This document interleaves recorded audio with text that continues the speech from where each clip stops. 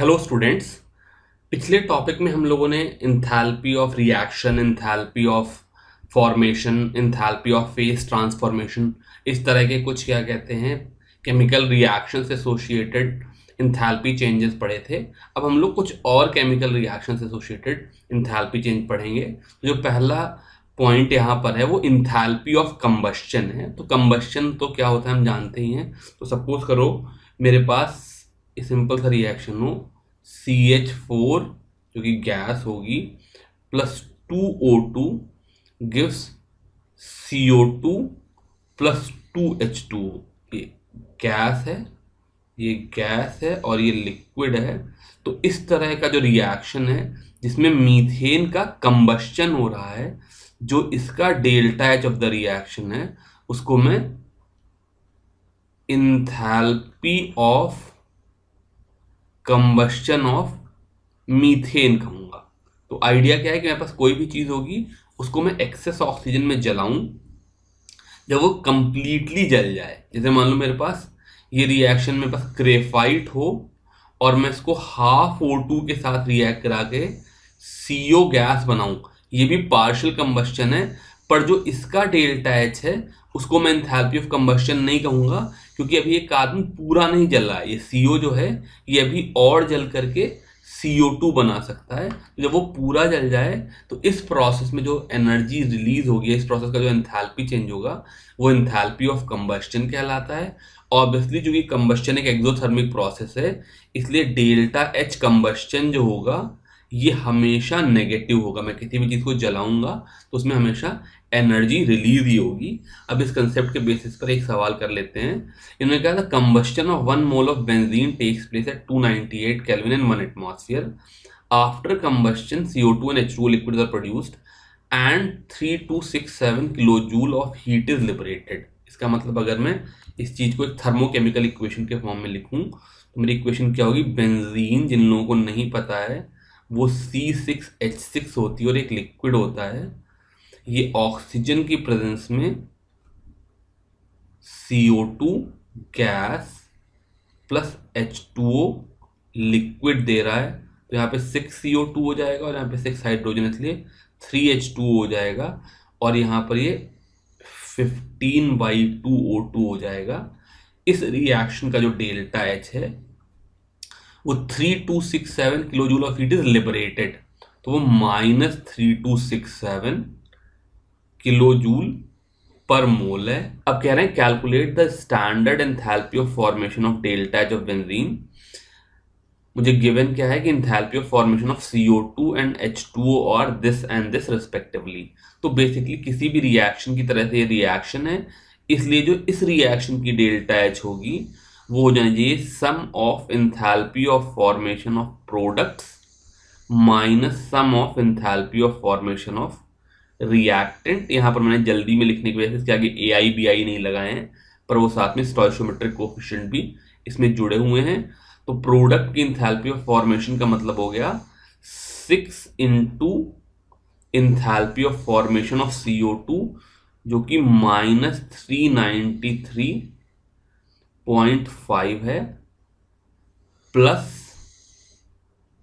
3 into -285.83। ये enthalpy of formation of water है। ये मेरा प्रोडक्ट वाला साइड हो गया, minus enthalpy of formation of benzene जो कि मुझे पता ही नहीं है।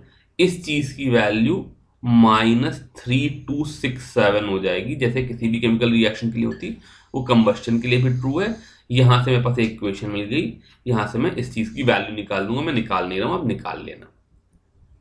अभी एक और कंसेप्ट है जो इन्होंने एनसीईआरटी में नहीं दिया है, लेकिन मैं इसको हेस लॉ से चूंकि डायरेक्टली डिराइव कर सकता हूं, इसलिए इसमें क्वेश्चंस आ जाते हैं। तो मैं इसका एक एग्जांपल अपनी तरफ से बना करके दे रहा हूं। ये कह रहे हैं enthalpy of combustion of C2H4 H2 and C2H6 are XY and Z kilojoule per mole respectively. What is enthalpy change of given reaction. तो जो चीज मुझे गिवन है वो क्या गिवन है कि C2H4 plus O2 gives 2CO2 plus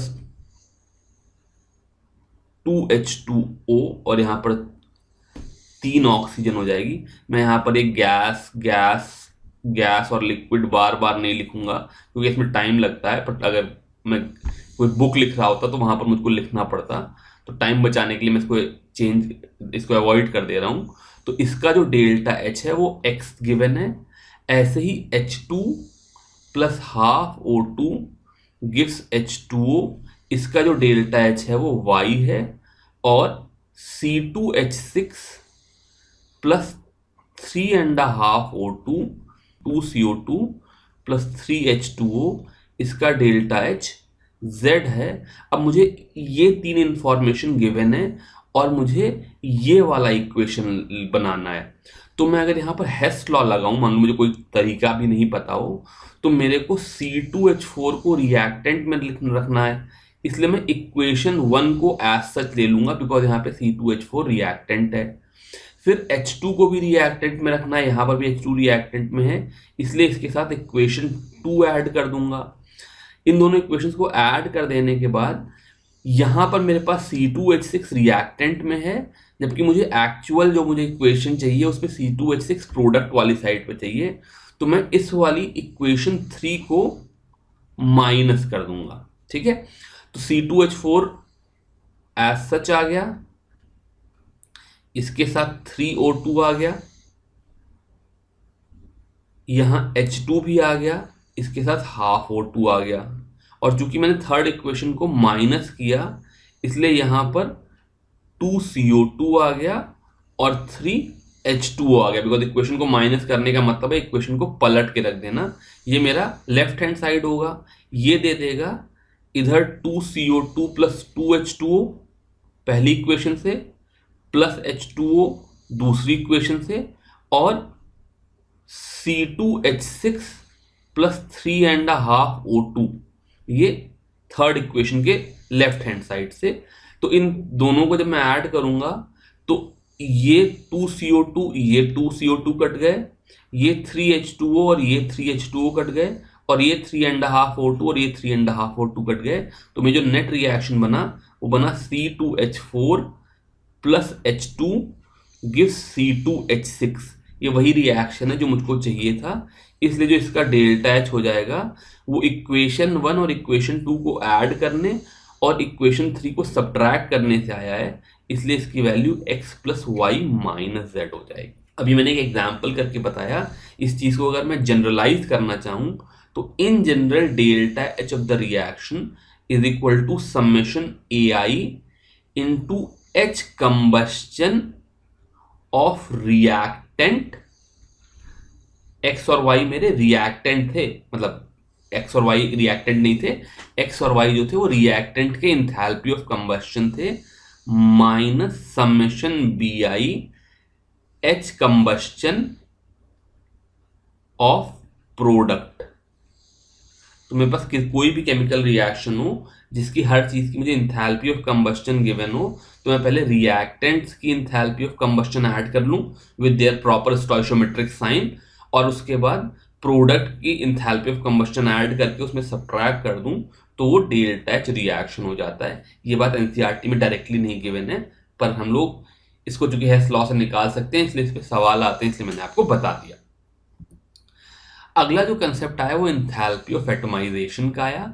तो इंथैल्पी ऑफ एटमाइजेशन 3 तरह के इन्होंने यहाँ पर केसेस बताए। तो पहला केस इन्होंने कहा कि मान लो मेरे पास हाइड्रोजन गैस है और इसको मैं तोड़ करके 2H गैस, एटमाइजेशन का मतलब है चीजों को एटम में कन्वर्ट कर देना।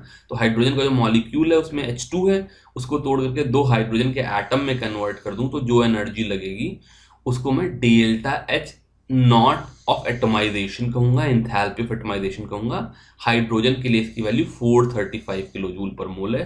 तो ऑब्वियसली क्योंकि मैं बॉन्ड ब्रेक कर रहा हूं इसलिए ये हमेशा पॉजिटिव नंबर होगा। अब आगे चल करके मैं एक कंसेप्ट दूंगा बॉन्ड एंथैल्पी का। तो ये बेसिकली बॉन्ड एंथैल्पी होगी बिकॉज ये amount of energy required to break a bond है। लेकिन अगर मैं कोई दूसरा केस लूं, जैसे मान लो मैं मीथेन को ब्रेक करने का केस लूं, तो यहाँ पे मैं मीथेन को ब्रेक करूंगा तो कार्बन और 4 हाइड्रोजन के एटम मिल जाएंगे। यहाँ पर जो एंथैल्पी ऑफ एटमाइजेशन है वो 1665 किलो जूल पर मोल है, और ये बॉन्ड एंथैल्पी नहीं रहेगी, बिकॉज यहाँ पर तो पीछे खाली एक ही बॉन्ड था, तो जो मैंने तोड़ा तो खाली एक ही बॉन्ड तोड़ा, पर यहाँ पर मैंने 4 बॉन्ड तोड़े, तो इट मे और may not be equal to bond enthalpy. तो कहीं पर जैसे हाइड्रोजन जैसे केस में मुझे अगर एंथैल्पी ऑफ एटमाइजेशन दी है तो उसको मैं बॉन्ड एंथैल्पी या बॉन्ड एंथैल्पी दी तो उसको एंथैल्पी ऑफ एटमाइजेशन की तरह से डायरेक्टली यूज कर सकता हूँ, मीथेन जैसे केस में नहीं यूज कर सकता हूँ। तीसरा केस इन्होंने दे दिया कि सोडियम की एंथैल्पी ऑफ एटमाइजेशन क्या है। सोडियम स्टैंडर्ड स्टेट में सॉलिड के फॉर्म में एग्जिस्ट करता है, मैं इसको एटम्स में ब्रेक कर दूं, इसका मतलब मैं सारे एटम्स को अलग अलग कर दूं। तो यहाँ मैंने पीछे एक बात बोली नहीं, जब मैं एंथैल्पी ऑफ एटमाइजेशन की बात कर रहा हूं तो मैं एटम्स इन गैशियस स्टेट की बात कर रहा हूं, मतलब जो मेरे पास एटम बन करके तैयार हो वो गैशियस स्टेट में हो, उस प्रोसेस का एंथैल्पी चेंज बता रहा हूं। तो ये जो केस है ये बेसिकली एंथैल्पी ऑफ सब्लिमेशन ही हो गई, बिकॉज एक तरह से मैंने क्या किया, सॉलिड सोडियम को गैशियस सोडियम में कन्वर्ट कर दिया। तो इस तरह से अलग अलग केस में एंथैल्पी ऑफ एटमाइजेशन का अलग अलग मतलब होता है। अगला कंसेप्ट है बॉन्ड एंथैल्पी, जिसको मैं बेसिकली बॉन्ड डिसोसिएशन एंथैल्पी कहता हूं। तो बॉन्ड डिसोसिएशन एंथैल्पी जैसे मैं पीछे बता रहा था कि मेरे पास हाइड्रोजन गैस है, इसको मैंने ब्रेक किया 2H में, तो बेसिकली मेरे पास HH था, ये वाला बॉन्ड मैंने तोड़ दिया और मेरे पास H और H दो अलग चीजें बन गई। इस प्रोसेस का जो डेल्टा H है, जो कि मैंने पीछे 435 किलो जूल पर मोल लिखा था, ये बॉन्ड एंथैल्पी हो गया। कई बार लोग इस बात को कंफ्यूज हो जाते हैं कि बॉन्ड बनाने की एनर्जी को बॉन्ड एंथैल्पी कहें या बॉन्ड तोड़ने की एनर्जी को बॉन्ड एंथैल्पी कहें। वैसे तो किसी को भी कह सकते हैं, लेकिन इन जनरल जो कन्वेंशन है वो बॉन्ड एंथैल्पी से मतलब बॉन्ड डिसोसिएशन एंथैल्पी का है।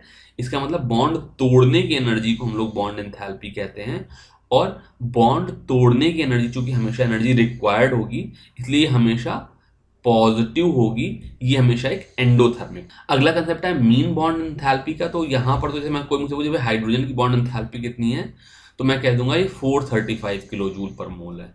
पर सपोज करो मेरे पास मीथेन गैस हो और कोई मुझसे पूछे कि मीथेन में CH बॉन्ड की बॉन्ड एंथैल्पी कितनी है, तो ये जो क्वेश्चन है ये गड़बड़ हो गया, क्योंकि मीथेन को अगर मैं इसका स्ट्रक्चर देखूं तो इसमें एक नहीं 4 CH बॉन्ड है, और ये जो चारों CH बॉन्ड हैं इनको जब मैं ब्रेक करूंगा तो क्या होगा, पहले मेरा मीथेन जो होगा वो ब्रेक करके CH3 प्लस H देगा, फिर CH3 जो है वो टूट करके CH2 प्लस H देगा, फिर CH2 जो है वो एक और टूट करके CH प्लस H देगा, और CH जो है वो टूट करके C प्लस H देगा।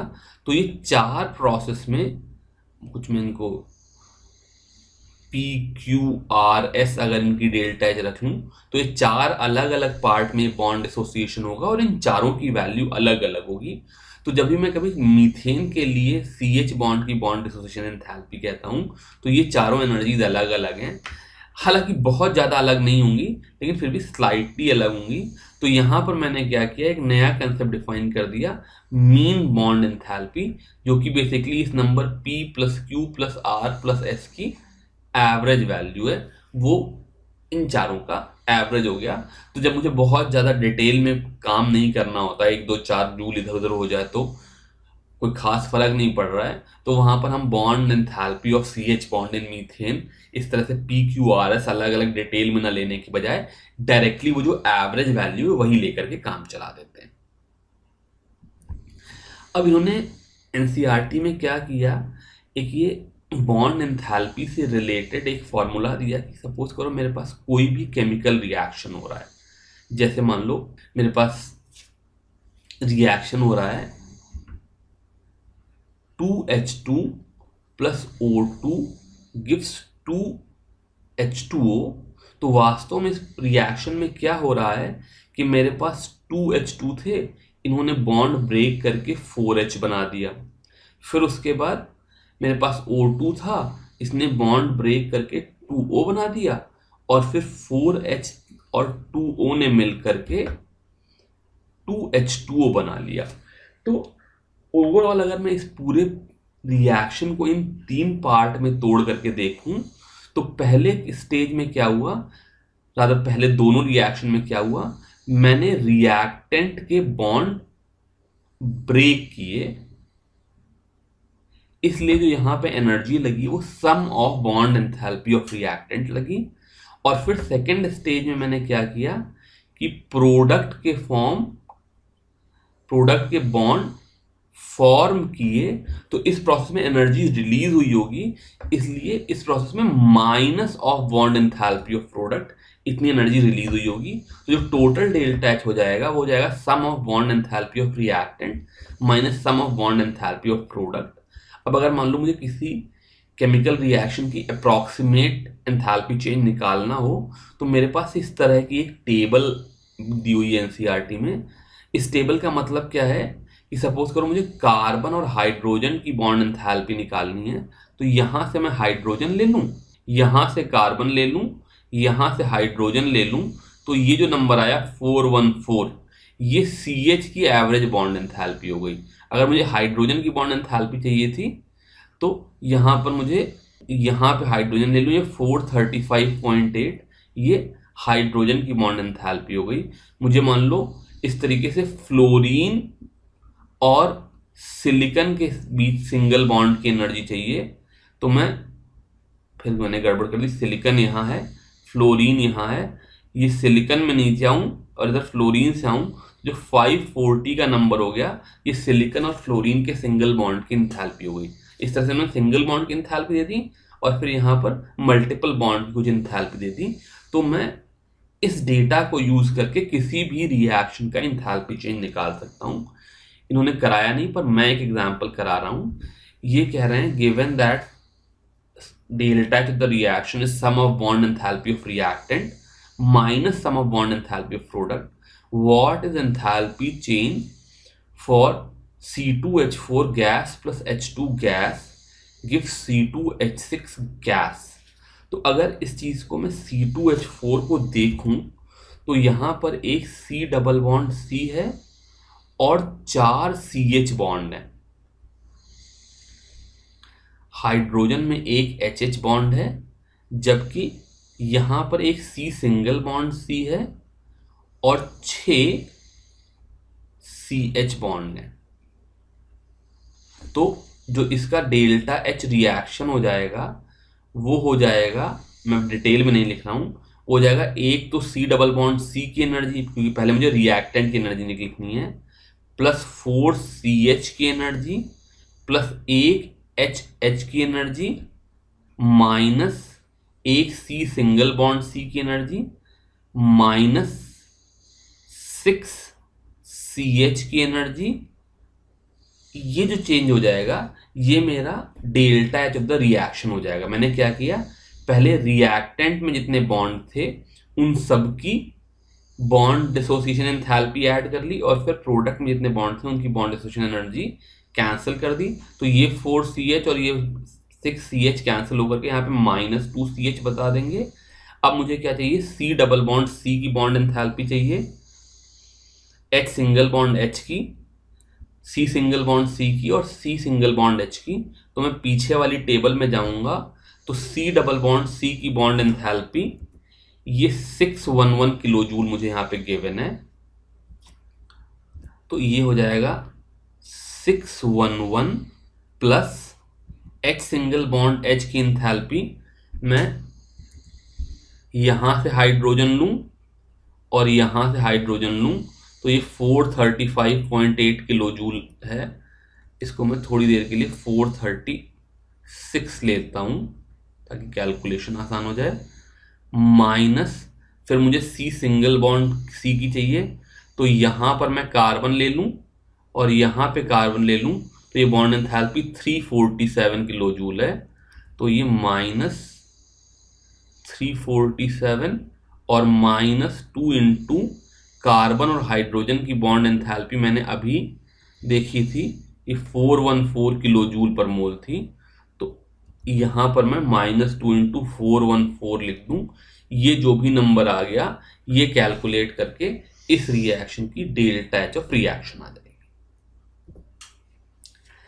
अगला कंसेप्ट उन्होंने कहा इंथैल्पी ऑफ सॉल्यूशन। तो इंथैल्पी ऑफ सॉल्यूशन का मतलब क्या है कि बेसिकली मेरे पास सपोज करो NaCl की मैं एंथैल्पी सोल्यूशन देखूं तो मेरे पास NaCl सॉलिड रखा हो, इसको मैं एक्वस मान लो मैं पानी में डिजोल्व करना चाह रहा हूँ, कोई दूसरा सॉल्वेंट भी हो सकता है पर यहाँ पर मैं एग्जांपल के लिए सॉल्वेंट अपना वाटर ले लूँ, जिसको मैं पानी में डिजोल्व करूँ तो NaCl एक्वस बन जाए। इस प्रोसेस की जो इंथैल्पी चेंजेस को इंथैल्पी ऑफ सोल्यूशन कहते हैं। तो आप लोगों ने क्या कहते हैं भी एक बहुत ज़्यादा लैब में एक्सपेरिमेंट करके नहीं देखे होंगे, पर फिर भी अगर डे टू डे लाइफ में कभी इनकाउंटर किया हो तो जैसे पानी में नमक मिला दो तो हल्का सा ठंडा हो जाता है, इसीलिए हम लोग शरबत में नींबू पानी में हल्का सा नमक मिला देते हैं, चीनी मिला देते हैं। तो कुछ चीज़ें ऐसी होती हैं जिनकी इंथैल्पी ऑफ सोल्यूशन पॉजिटिव होती हैं, जैसे NaCl एग्जाम्पल है। लेकिन अगर सपोज करो तुम पानी में कहीं NaOH या क्या कहते हैं चूना, कैल्शियम ऑक्साइड ऐसी कोई चीज़ मिला दो तो वहां पर पानी बहुत गर्म होता है। तो कुछ चीज़ें ऐसी होती हैं जिनकी इंथैल्पी ऑफ सोल्यूशन नेगेटिव भी होती है। तो जब मैं किसी सॉलिड को वाटर में या किसी सॉल्वेंट में डिजोल्व कर रहा हूँ तो वो एंडोथर्मिक भी हो सकता है, एक्सोथर्मिक भी हो सकता है। ये जो डिफरेंस आया ये दो चीज़ों की वजह से है। असल में इंथैल्पी ऑफ सोल्यूशन जो है इसको मैं दो पार्ट में ब्रेक कर सकता हूँ। बेसिकली मेरे पास क्या है, NaCl सॉलिड जो है, पहले तो मैं इनको तोड़ करके Na+ के गैशियस आयन और Cl- के गैशियस आयन में कन्वर्ट कर दूं। इस चीज को मैं लैटिस एनर्जी कहता हूं। और फिर ये जो Na+ का गैशियस आयन है इसको पानी में डालूंगा तो ये Na+ का डिजॉल्व आयन बना देगा। ऐसे Cl- का जो गैशियस आयन है इसको पानी में डालूंगा तो ये Cl- का डिजॉल्व आयन बना देगा। इस प्रोसेस की जो इंथैल्पी चेंज है इसको मैं ΔH ऑफ हाइड्रेशन कहता हूं। ठीक है, तो NaCl को ब्रेक करना लैटिस एनर्जी या लैटिस एंथैल्पी, और जो ब्रेक करके आयंस बने उसको पानी में डुबोना, इसको हाइड्रेशन एंथैल्पी बोलते हैं। तो जो ΔH ऑफ सोल्यूशन है वो लैटिस एंथैल्पी और हाइड्रेशन एंथैल्पी पे डिपेंड करती है, जो कि अपने आप में निकालनी कॉम्प्लेक्स है, मैं एक मिनट रुक करके बताऊंगा। तो ऐसी चीजें जिनमें इन दोनों का, तो टिपिकली लैटिस एनर्जी जो है ये हमेशा पॉजिटिव होगी, बिकॉज में सॉलिड में जो Na+ और Cl- जैसी चीजों के आयन साथ साथ हैं इनको तोड़ करके दूर दूर ले जाना चाह रहा हूं, इसमें मुझे वर्क करना पड़ेगा। और जो इंथैल्पी ऑफ हाइड्रेशन है वो गैस वाले आयन को पानी में डुबा रहा हूं, ये हमेशा नेगेटिव होगी। तो अगर लैटिस एनर्जी का मैग्नीट्यूड हाइड्रेशन एंथैल्पी से ज्यादा होगा तो क्या हो जाएगा, लैटिस में से जब मैं हाइड्रेशन को सब्ट्रैक्ट करूंगा, वो पॉजिटिव नंबर वो नेगेटिव नंबर है तो ओवरऑल पॉजिटिव आएगा। और ऐसी चीजों की इंथैल्पी ऑफ सोल्यूशन पॉजिटिव होगी, यानी कि वो एंडोथर्मिक रिएक्शंस होंगे।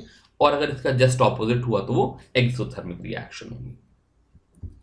तो यहां पर मैंने समझाने की कोशिश की कि लैटिस एंथैल्पी और हाइड्रेशन एंथैल्पी क्या होते हैं। वैसे ये बातें अभी आप बहुत अच्छे समझ नहीं पाओगे क्योंकि 11th क्लास की आपकी बैकग्राउंड उतनी अच्छी नहीं, पर फिर भी मैं कोशिश कर रहा हूं कि ये होता क्या ये समझा दूं। तो जैसे ये आगे चल करके हम एक चैप्टर पढ़ेंगे सॉलिड स्टेट। तो मान लो मेरे पास NaCl सॉलिड है तो उसमें क्या होगा, एक Na+ का आयन रखा होगा, उसके बगल में एक Cl- का आयन रखा होगा, एक Na+ का आयन रखा होगा, एक Cl- का आयन रखा होगा, फिर यहाँ पर एक Cl- का आयन होगा, फिर एक Na+, फिर Cl-, फिर एक Na+। इस तरीके से NaCl सॉलिड में Na+ और Cl- अगल बगल रखे होते हैं। अब ये एक चीज पॉजिटिवली चार्ज, एक चीज नेगेटिवली चार्ज, इनको जब तुम आस पास रखोगे तो इनके बीच में फोर्स ऑफ अट्रैक्शन होगा। वो फोर्स ऑफ अट्रैक्शन इन चीजों पे डिपेंड करेगा, एक तो कि इसके ऊपर चार्ज कितना है, मतलब जैसे NaCl है तो सिंगल चार्ज है, Cl- है सिंगल चार्ज है। अगर इसी NaCl की बजाय सपोज करो मेरे पास कैल्शियम ऑक्साइड होता तो Ca2+ होता और O2- होता, तो चार्जेस की वजह से लैटिस एंथैल्पी बढ़ जाती। दूसरा, इन दोनों के बीच का डिस्टेंस कितना है, पास पास होंगे तो लैटिस एंथैल्पी ज्यादा होगी। और प्लस तीसरा कि कितने अच्छे से पैक्ड हैं। इन सारी चीजों के बेसिस पे जब मैं इन चीजों को तोड़ करके Na+ को अलग और Cl- को अलग करूंगा तो इस प्रोसेस में जो एंथैल्पी चेंज होगा वो मेरी लैटिस एंथैल्पी हो जाएगी। अब ये मेरे पास Na+ के गैशियस आयंस अलग आ गए, Cl- के गैशियस आयंस अलग आ गए, और सपोज करो मेरे पास ये एक कंटेनर में वाटर रखा हुआ था। जब मैं इस Na+ को इसकी सरफेस पे ले जा करके पानी के अंदर ले जाऊंगा, तो पानी, जैसा कि मुझे पीछे से पता है बॉन्डिंग में, कि पानी अपने आप में एक पोलर चीज है, ठीक है। तो पानी जो है वो, पानी का मॉलिक्यूल कुछ इस तरीके का होता है। जो हाइड्रोजन वाला साइड होगा वो पॉजिटिवली चार्ज होगा और ऑक्सीजन वाला साइड नेगेटिवली चार्ज होगा। तो जो NaCl का मॉलिक्यूल जब पानी में आएगा तो इसकी सरफेस पे वाटर के मॉलिक्यूल इस तरीके से चिपक जाएंगे। जो negative charge of water molecule है, यानी कि ऑक्सीजन वाला साइड, वो इस Na+ के पॉजिटिव चार्ज के से अट्रैक्ट होकर के चिपक जाएगा, और ये वाटर मॉलिक्यूल आकर के जो इसके ऊपर ऐड हो जाएंगे, इस प्रोसेस में एनर्जी रिलीज होगी। और ये सिर्फ Na+ में नहीं होगी, पॉजिटिव चार्ज चीज के लिए ऑक्सीजन वाला साइड आके चिपक जाएगा और नेगेटिव चार्ज चीज के लिए हाइड्रोजन वाला साइड आकर के चिपक जाएगा।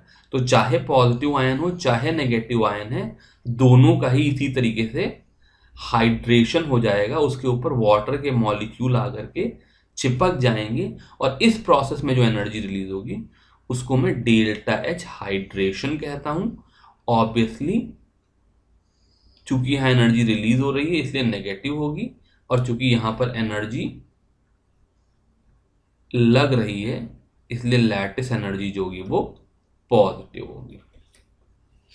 अब एंथैल्पी ऑफ हाइड्रेशन के बारे में तो ज़्यादा इन्होंने यहाँ पर नहीं बताया, लेकिन लैटिस एनर्जी कैसे कैलकुलेट करें इसके बारे में एनसीईआरटी में उन्होंने एक पॉइंट दिया जिसको हम बॉर्न-हैबर साइकिल कहते हैं। तो प्रॉब्लम क्या है, एक डायग्राम बना हुआ है। उन्होंने कहा कि मुझे किसी तरीके से NaCl solid gives Na+ gas plus Cl minus gas, इस रिएक्शन का ΔH चाहिए, यही मेरी लैटिस एनर्जी है। लेकिन प्रॉब्लम क्या है, ये रिएक्शन इतना ज़्यादा है, एंडोथर्मिक है, कि इस रिएक्शन को रियल लाइफ में करा पाना बहुत मुश्किल है। तो हम क्या करते हैं, जो हमारा हेस लॉ है उससे इस चीज़ को निकालने की कोशिश करते हैं। तो लोगों ने एक साइकिल बनाई जिसको हम बॉर्न-हैबर साइकिल कहते हैं। तो इन्होंने कहा कि जो मेरा NaCl का एंथैल्पी ऑफ फॉर्मेशन है, अगर मैं उसको लिखूं तो क्या होगा, sodium solid plus half chlorine gas gives NaCl solid, और इसका जो ΔH होगा ये इन्होंने बुक में दे रखा है, ये -411.2 किलो जूल पर मोल है। और ये हम निकाल सकते हैं, सोडियम ले लें, क्लोरीन ले लें, रिएक्ट करा लें, क्या एंथैल्पी चेंज है ये निकाल सकते हैं। अब लोगों ने कहा अगर मैं इस प्रोसेस को ब्रेक करना चाहूं तो इस प्रोसेस में थोड़े थोड़े पीसेस में इसको तोड़ के देखूं। सबसे पहले तो मैंने क्या किया, Na को हीट करके Na गैस में कन्वर्ट कर दिया। ये जो प्रोसेस है इसको एंथैल्पी चेंज ऑफ सब्लिमेशन कहते हैं, मैं पहले बता चुका हूं, और इसकी वैल्यू में डेसिमल्स नहीं लगा रहा हूँ, करीब करीब 108 किलो जूल पर मोल है। इसके बाद मैंने क्या किया, जो सोडियम गैस वाला एटम था इसको सोडियम प्लस आयन और इलेक्ट्रॉन में ब्रेक कर दिया। ये हमने पीरियोडिक प्रॉपर्टी में पढ़ा था, इसको मैं आयनाइजेशन एंथैल्पी कहता हूँ, आयन में ब्रेक कर देना, और इसकी वैल्यू कुछ 495 किलो जूल पर मोल रही। उसके बाद मेरे पास ये क्लोरीन जो थी ये डाई एटॉमिक फॉर्म में थी, इसको ब्रेक करके मैंने क्लोरीन का सिंपल एटम ब्रेक कर दिया। तो ये वैसे तो बॉन्ड एंथैल्पी ही है, लेकिन चूंकि Cl2 गिव्स 2Cl होता तो बॉन्ड एंथैल्पी होती है, यहाँ पे हाफ Cl2 गिव्स Cl है, इसलिए हाफ ऑफ बॉन्ड एंथैल्पी है। और इसकी वैल्यू अगर मैं क्लोरीन की बॉन्ड एंथैल्पी पीछे देख करके और डिवाइड करके लिखूं तो ये 121 किलो जूल पर मोल आ गई। उसके बाद ये जो मेरे पास क्लोरीन गैस का एटम था इसको मैंने वो सोडियम वाला इलेक्ट्रॉन दिला दिया ताकि मेरे पास क्लोरीन का आयन बन जाए, लेकिन अभी भी गैसियस स्टेट में। ये जो प्रोसेस है इसको भी मैं पीछे पढ़ चुका हूं, इसको मैं इलेक्ट्रॉन गेन एंथैल्पी बोलता हूं। पीरियोडिक वाली प्रॉपर्टीज में बताया था ना कि जब एक गैसियस एटम एक इलेक्ट्रॉन लेता है तो जो एंथैल्पी चेंज होता है उसको हम इलेक्ट्रॉन गेन एंथैल्पी कहते हैं, और इसकी वैल्यू -348 किलो जूल पर मोल होती है। 348.6 है, मैंने 348 लिख ली। अब मेरे पास क्या हुआ, सोडियम से सोडियम गैस चला गया था, सोडियम गैस से सोडियम प्लस का एटम चला गया था, तो यानी कि मेरे पास सोडियम प्लस का गैसियस एटम मिल गया। इधर हाफ Cl2 से क्लोरीन का एटम मिला था, और फिर क्लोरीन के एटम से क्लोराइड का आयन मिल गया, सॉरी सोडियम प्लस का आयन था। तो सोडियम प्लस और क्लोरीन माइनस के आयन्स मिल गए। अब क्या होगा, जो सोडियम प्लस का गैसियस आयन है ये Cl माइनस के गैसियस आयन से रिएक्ट करके जब NaCl सॉलिड बनाएगा तो ये जो प्रोसेस होगा इसका जो डेल्टा H होगा वो minus of delta H lattice energy हो जाएगा। लैटिस एनर्जी में क्या होता था कि सॉलिड ब्रेक करके गैसियस आयंस बनाता था, यहाँ पर गैसियस आयंस जो हैं वो सॉलिड दे रहे हैं। इन्होंने यहाँ पर डेल्टा H लैटिस लिख दिया है, पर ये वास्तव में minus of delta H lattice होगा। अब अगर मैं इन सारे स्टेप्स को, पहले वाले को छोड़ करके, वो तो ओरिजिनल रिएक्शन ही था, इनको ऐड कर लूं, यानी कि मैं इस रास्ते से घूम करके NaCl तक आऊं, तो जो इसका डेल्टा H होगा वो हेस लॉ के हिसाब से इस डायरेक्ट डेल्टा H के इक्वल होगा। इसका मतलब 108 plus 495 plus 121 minus 348 minus delta H lattice energy, lattice enthalpy, इसकी वैल्यू -411.2 हो जाएगी। और यहां से डेल्टा H है भाई, साफ नहीं आया, यहां से डेल्टा H लैटिस एंथैल्पी जब मैं निकालूंगा, मैं कैलकुलेट नहीं कर रहा हूं, पर ये वही +788 किलो जूल पर मोल आ जाएगी। अब पेन ठीक है। इस तरीके से हम लोग बॉन्ड हार्बर्ट साइकिल में आयनिक बॉन्ड कैसे बनता है उसको अलग अलग पार्ट में ब्रेक करके देख सकते हैं। इससे लैटिस एंथैल्पी तो निकाल ही सकते हैं, साथ ही साथ अगर मैं बॉन्डिंग के पॉइंट ऑफ व्यू से देखूं तो इससे मुझे ये भी पता चल जाएगा कि कौन चीज़ें आयनिक बॉन्ड ज़्यादा अच्छा बनाएंगी। तो जैसे यहाँ पर मैं देखूँ तो एक तो इसमें बड़ी एनर्जी जो है, तो 100 की इनमें तो इतना इंपॉर्टेंट नहीं है। एक तो बड़ी एनर्जी है आयनाइजेशन एंथैल्पी। तो आयनाइजेशन एंथैल्पी जिस चीज की कम हो, 495 बहुत बड़ी नहीं है, अगर तुमको पीरियोडिक टेबल याद हो तो आयनाइजेशन एंथैल्पी और इससे बड़ी होती थी। तो जिन चीजों की आयनाइजेशन एंथैल्पी कम हो वो आयनिक बॉन्ड बनाएंगे, जो कि मेटल्स के साथ होते हैं। दूसरी बात, यहाँ पर इलेक्ट्रॉन गेन एंथैल्पी में जितनी ज्यादा एनर्जी रिलीज हो वो चीजें आयनिक बॉन्ड बनाएंगी, जो कि क्लोरीन फ्लोरीन जैसी चीजों में होगी। और जैसे जैसे मैं बीच पीरियोडिक टेबल में आऊंगा ये चीज कम होने लगेगी। और फिर लैटिस एनर्जी जिसकी ज़्यादा हो, मतलब वो ज़्यादा एनर्जी रिलीज करेगी जब आयंस मिलकर के सॉलिड बनाएंगे। तो इन सारे पैरामीटर्स के बेसिस पे आयनिक बॉन्ड का बनना डिपेंड करता है। इसके साथ हम लोग ये वाला टॉपिक ख़त्म कर रहे हैं। अगले टॉपिक में हम लोग spontaneity of the chemical reactions के बारे में पढ़ेंगे, पर अभी के लिए इतना ही। Thank you very much.